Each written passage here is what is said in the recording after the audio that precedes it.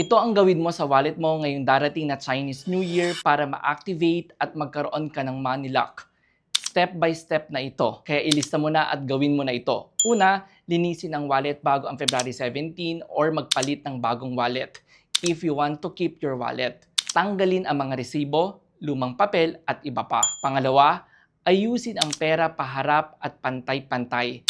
Same direction, dapat ang bills. Pangatlo, maglagay ng lucky amount, 168 or any amount na may 8 at 9.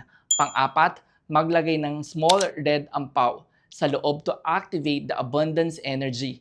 Panglima, hawakan ang wallet sa hating gabi ng February 17 at sabihin mo ito ng 9 beses. Ang pera ay dadaloy sa akin ng tuloy-tuloy ngayong 2026.